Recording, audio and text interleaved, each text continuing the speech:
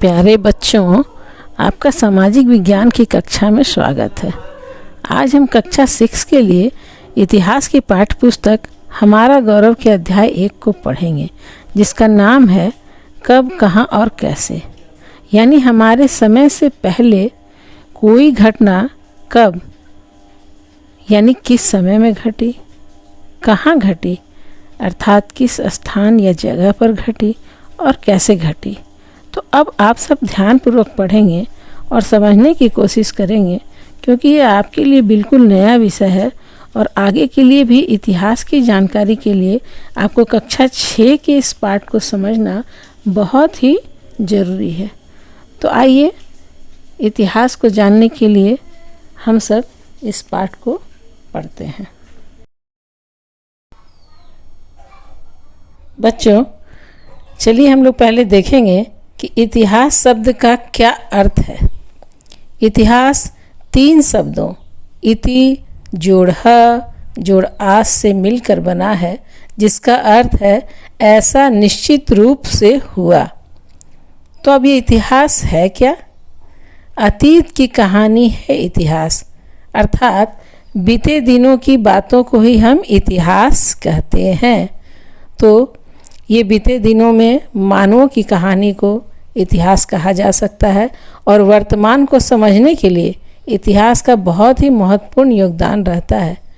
हमारे पूर्वजों का जीवन कैसा था, पूर्वज अर्थात हमारे से पहले पीढ़ी के लोग, उन्हें किन परेशानियों का सामना करना पड़ता था, उसका हल वे कैसे निकालते थे और अतीत में लोग कहाँ रहते थे, क्या खाते थे, कैसा पहनते थे, उनके घर की बनावट कैसी थी। उस समय के शासक के अतिरिक्त वहाँ व्यापारी, कारीगर, किसान, पुरोहित, मजदूर सभी समाज के महत्वपूर्ण अंग होते थे। उनके विषय में जाने बिना हम उस समाज को सही ढंग से नहीं समझ सकते। इसलिए इतिहास में अब समाज के केवल उच्च वर्गों का ही स्थान नहीं, बल्कि निचले स्तर के लोगों के कार्यों और रुचियों को भी जानने का प्रयास किया जाता है। वास्तव में पहले इतिहास में ज़्यादातर तारीखों, घटनाओं और विशेषकर राजनीतिक घटनाओं की भरमार होती थी। अब इतिहास में जीवन से जुड़े विभिन्न पहलुओं का अध्ययन किया जाता है। और आप ये भी जानें कि इतिहास के जानकार को इतिहासकार कहा जाता है।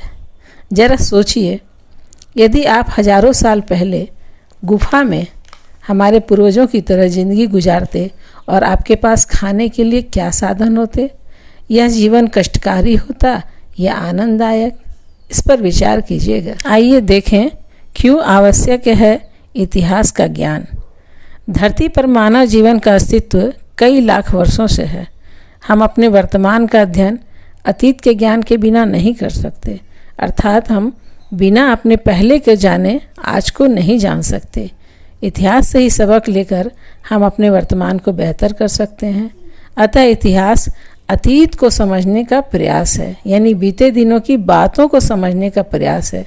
इतिहास में हम न सिर्फ अपने देश के बारे में पढ़ते हैं, बल्कि दुनिया के अन्य देशों के बारे में भी पढ़ते हैं और उनकी संस्कृति से परिचित होते हैं।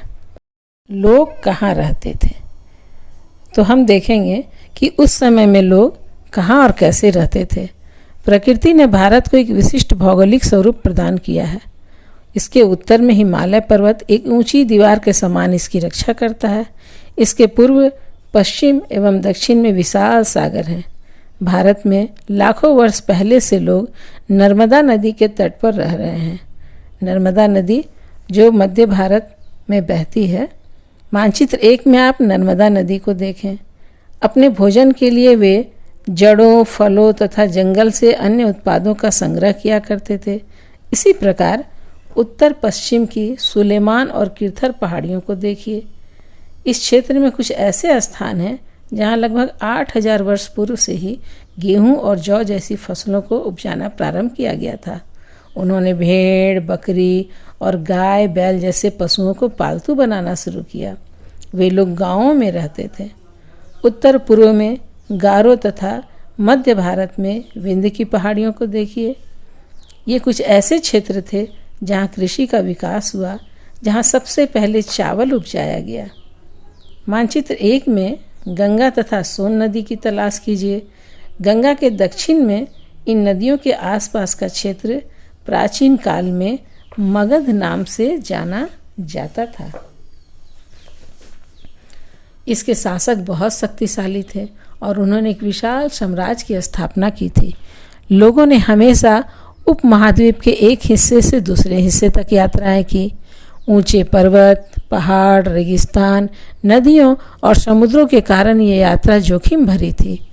फिर भी उनके लिए वो यात्रा असंभव नहीं थी। पहाड़ी दर्रे भी संपर्क के रास्ते थे। पहाड़ी दर्रे यानी पहाड़ों के बीच से कुछ सकरा रास्ता होता है जिससे लोग इस पार से उस पार जा सकते थे और सदियों से लोग इनके दोनों तरफ आते जाते रहे हैं। ये पहाड़ी दर्रे भी दूसरे देशों के विचारों एवं संस्कृति के आदान प्रदान के मार्ग बने। लोग काम की तलाश में तो कभी प्राकृतिक आपदाओं के कारण एक स्थान से दूसरे स्थान पर जाया करते थे। सेनाएं दूसरे क्षेत्रों पर विजय प्राप्त करने के उद्देश्य से यात्रा करती थी। वहीं व्यापारी काफिले में और कभी कभी जहाज़ों में यात्रा करते थे। धार्मिक गुरु लोगों को शिक्षा और सलाह देते हुए एक गांव से दूसरे गांव तक जाया करते थे। इन सभी यात्राओं से लोगों को एक दूसरे के विचारों को जानने का अवसर मिला। हमारे देश को कई नामों से जाना जाता है, जैसे कि हम इसका नाम इंडिया या भारत बोलते हैं। इंडिया शब्द इंडस से निकला है, जिसे संस्कृत में सिंधु कहा जाता है। सिंधु यानी हमारे देश में बहने वाली उस समय में सिंधु नदी, जो अब हमारे पड़ोसी देश पाकिस्तान में होकर बहती है। ईरानियों और यूनानियों ने सिंधु को हिंदोस अथवा इंडोस और इस नदी के पूर्व में स्थित भूमि प्रदेश को इंडिया कहा। भारत नाम का प्रयोग उत्तर पश्चिम में रहने वाले लोगों के एक समूह के लिए ही किया जाता था, जिसका उल्लेख ऋग्वेद में भी मिलता है। बाद में इसका इस्तेमाल पूरे देश के लिए होने लगा। अरब जब हमारी देश पर आए तो उन्होंने इस धरती को अल हिंद और तुर्कों ने हिंदुस्तान कहकर पुकारा। बच्चों, आप जानते हैं कि हम लोग झारखंड प्रदेश में रहते हैं। हमारे राज्य का नाम झारखंड है और इसका नाम भी प्राचीन काल से परिवर्तित होता रहा है। विभिन्न ग्रंथों में झारखंड का उल्लेख है। इस क्षेत्र का उल्लेख ऐतरेय ब्राह्मण में भी मिलता है। ऐतरेय ब्राह्मण में इसका नाम था पुंड्र प्रदेश। वायु पुराण में झारखंड को मुरंड नाम से जाना जाता था। उसी प्रकार विष्णु पुराण में इसे मुंड कहते थे तथा भागवत पुराण में किक्कट प्रदेश। महाभारत के दिग्विजय पर्व में झारखंड को पुंडरिक देश और पशु भूमि कहा गया है। भारतीय उपमहाद्वीप। भारत दक्षिण एशिया में स्थित भारतीय उपमहाद्वीप का सबसे बड़ा देश है। तो भारतीय उपमहाद्वीप का अर्थ हुआ भारत और उसके पड़ोसी राज्य। भारत क्षेत्रफल के दृष्टि से विश्व में 7वां स्थान रखता है, जबकि जनसंख्या के दृष्टिकोण से यह दूसरे स्थान पर है। दक्षिण एशिया की विशालता तथा एशिया महाद्वीप के शेष भाग से समुद्रों, पहाड़ियों तथा पर्वतों के द्वारा पृथक होने के कारण इसे उपमहाद्वीप की संज्ञा दी जाती है। चूँकि इस क्षेत्र का सबसे बड़ा देश भारत है, अतः इसे भारतीय उपमहाद्वीप कहा जाता है।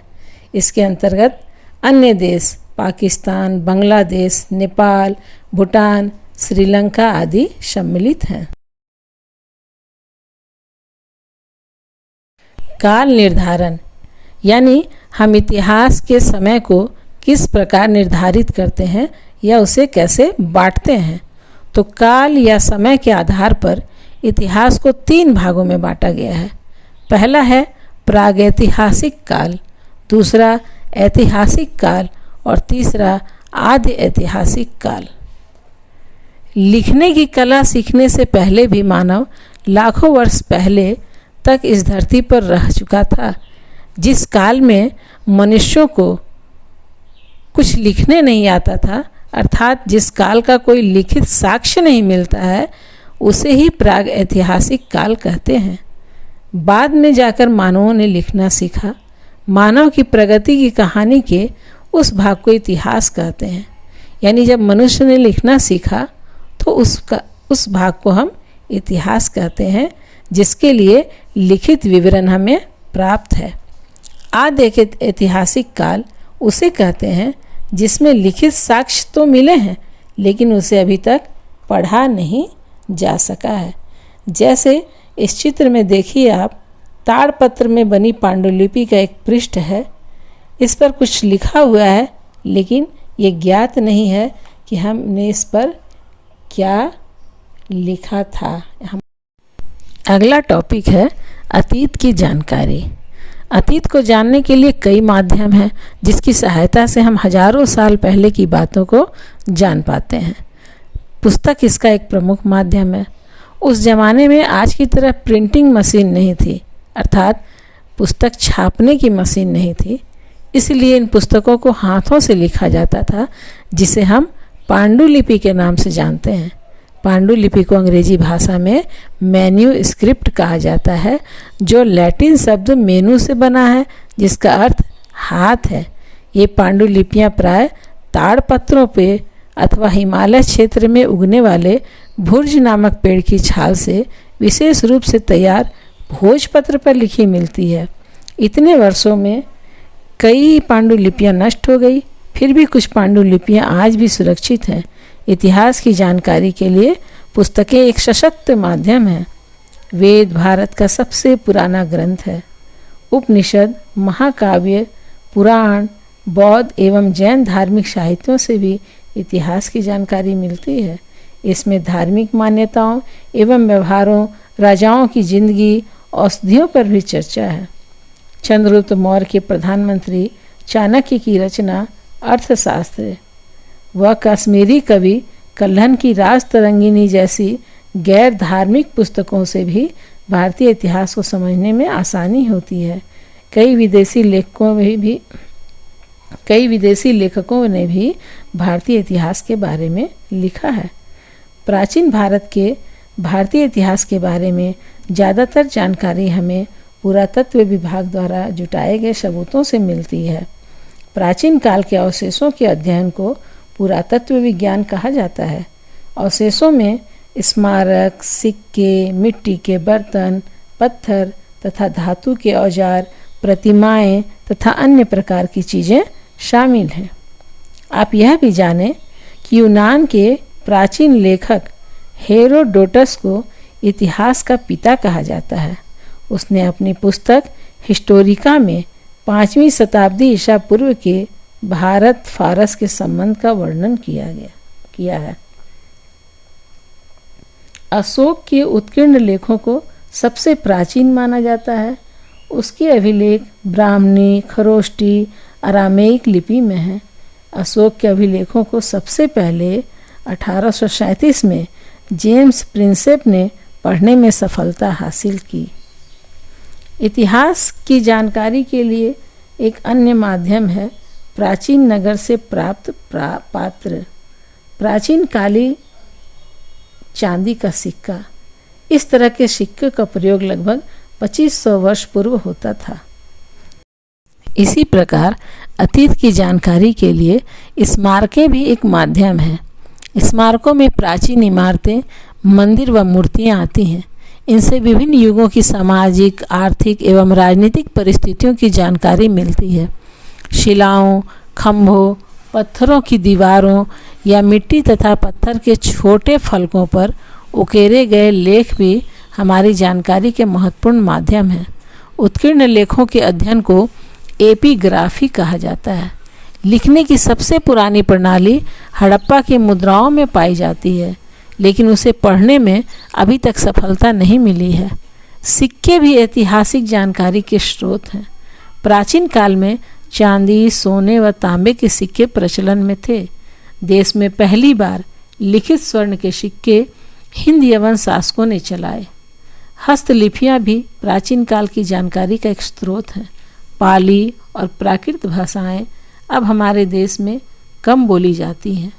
कई किताबें संस्कृत और अरबी भाषा में हैं।